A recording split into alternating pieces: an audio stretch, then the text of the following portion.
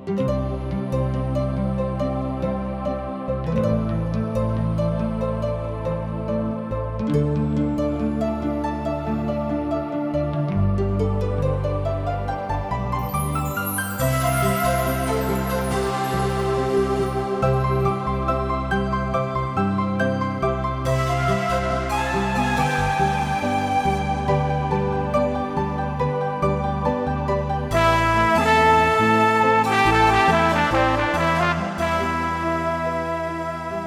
मनुष्य की जिंदगी पाप के कारण तरह तरह की विपत, उलझन और अशांति में पड़ के सही रास्ता से भटक गइल बा। ओके पता नहीं खे कि सही रास्ता का है। यह बतावे बदे TWR जिंदगी की राह कार्यक्रम प्रस्तुत करता कि हर आदमी जिंदगी का उद्देश्य समझ के सही रास्ता पर आगे बढ़ सके, जौना से ओकर मेल मिलाप परमेश्वर से हो जाए। ये कार्यक्रम बाइबल की विधिवत अध्ययन पर आधारित बा। कृपा करके एक कार्यक्रम के देखी और सुनी ताकि परमेश्वर आपकी जिंदगी का रास्ता बतावे वाला ठहरस। हाँ मित्र, फिलिपी नगर के मसीही सबके जौन चिट्ठी पौलुस प्रेरित लिखले रहन, उ अपूर्व सत्य सब से भरल पड़ल रहे।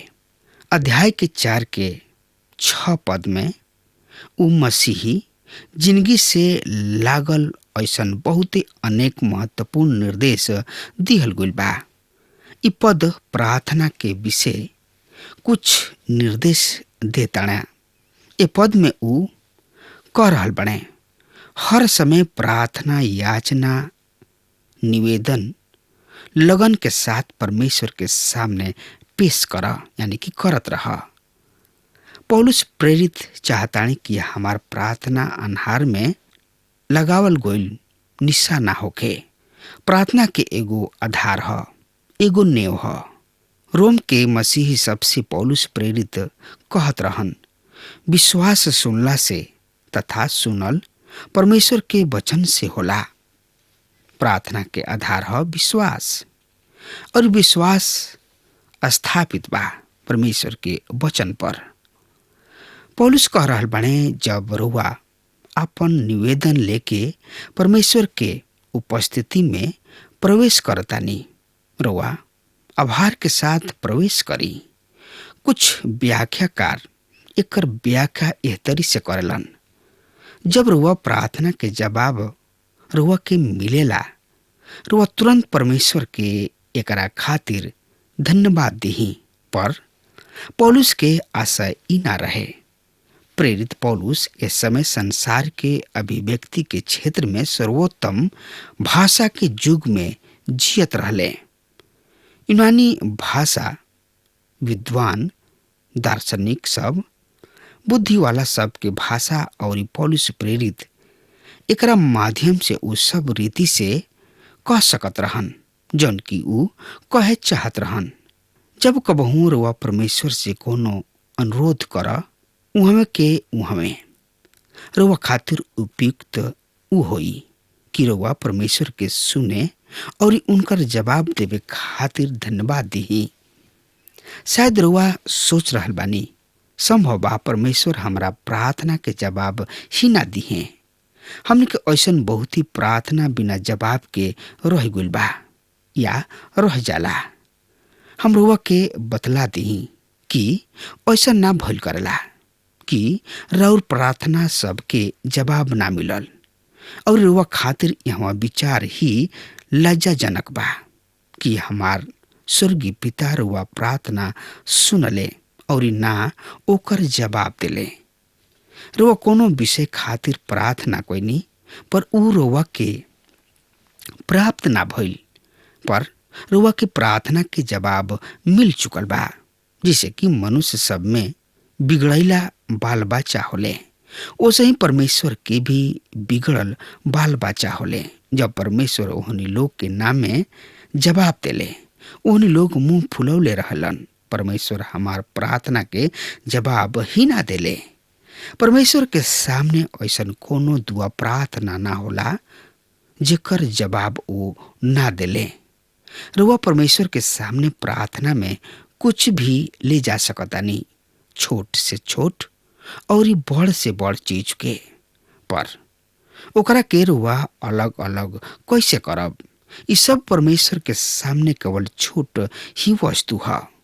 ऊ परमेश्वर पिता हमें राउर सहायता मदद करे वाला, राउर समस्या रुआ खातिर असंभव दिखाई दे सकत होई, पर ऊ बहुते कृपालु पिता परमेश्वर हमें और ऊ राउर पुकार सुन के ओकर जवाब जरूर दिहे। यदि ऊ नाम में जवाब देताने तो ई केवल ऐसे कि इहे रउआ खातिर सर्वोत्तम बा। परमेश्वर रउआ के ऊ ना दिहले जौना के रउआ मांग कइले रही।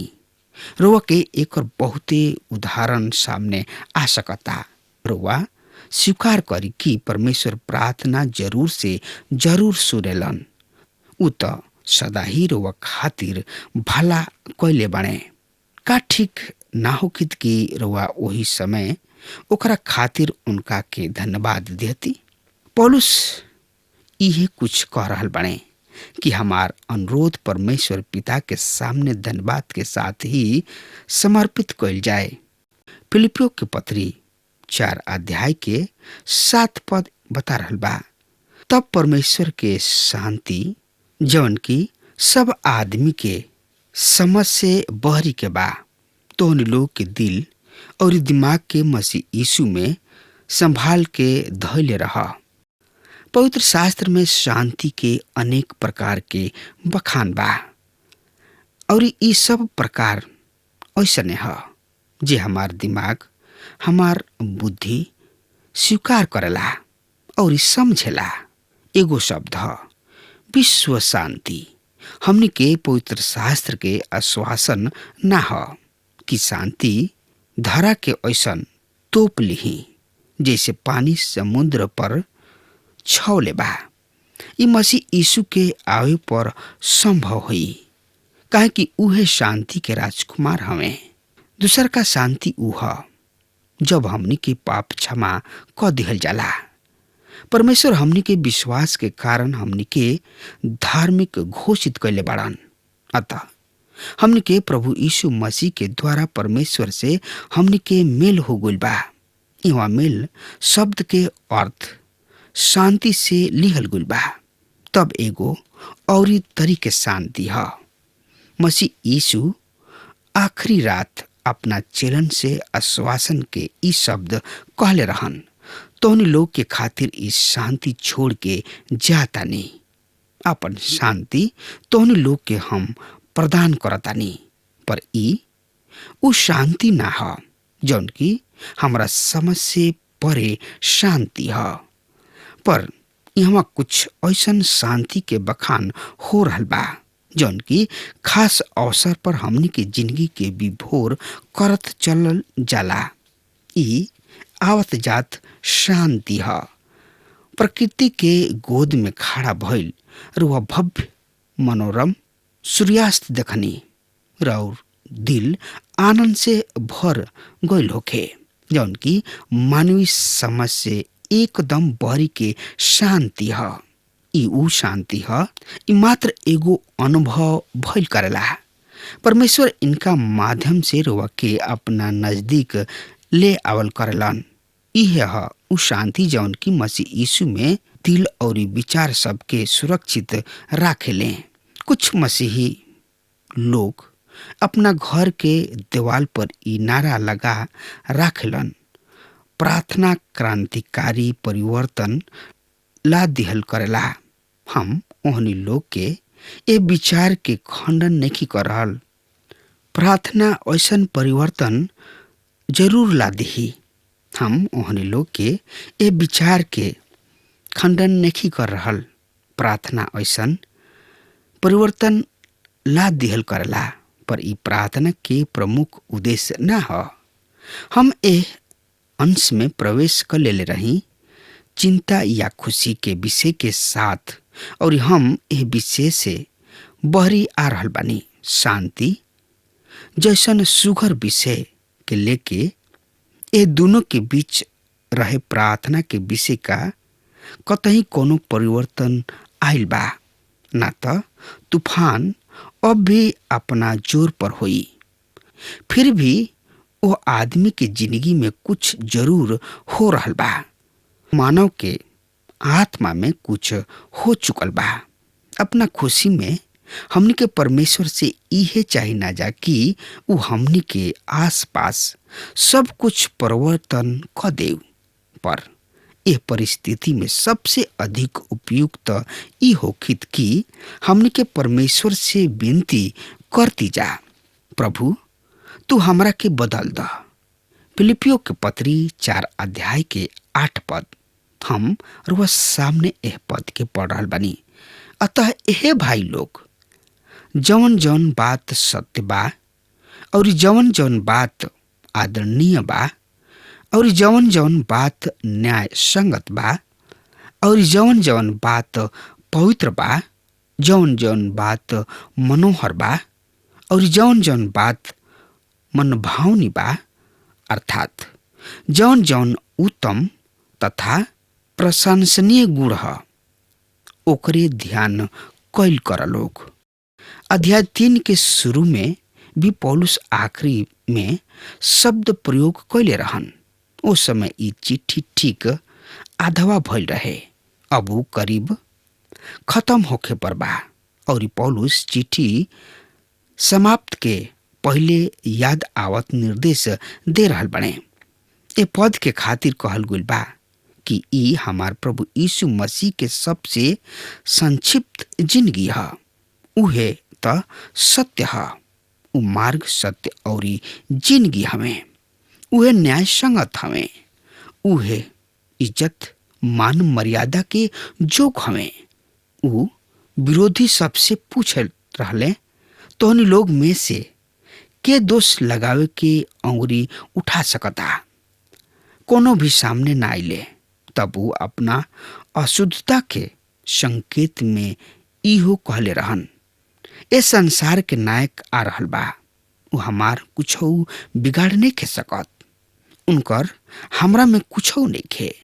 हमनी के जिंदगी में शैतान कोनो ना कोनो पकड़ खोजत रहेला कि ऊ हमनी में प्रवेश कर सके। कार वह जिंदगी में कुछ ऐसन बा, ऊ पवित्र रहन, हानिहीन रहन, मिलावटी ना रहन, पाप से अनजान रहन, ऊ सुघर औरी कमनीय रहन। एकरा साथ साथ ऊ कठोर साहसी भी रहन। ऊ सही आधार पर मानवता के ओढ़ लिहले। उहे स्तुति प्रशंसा के सबसे अधिक जोग रहन। उनका के ही उनका आज भी सराह रहल बानी जा। यदि एगो मसीही यही सब में उलझ के रह जाई तो भला वो शक्ति स्रोत के पास कैसे पहुंच सके हैं। आज कमजोर मसीही गिनती में बढ़त काहे जा रहल बने, केवल ऐसे कि वो आपन अधिकांश समय शक्ति स्रोत से दूर ही दूर बिता रहल बने।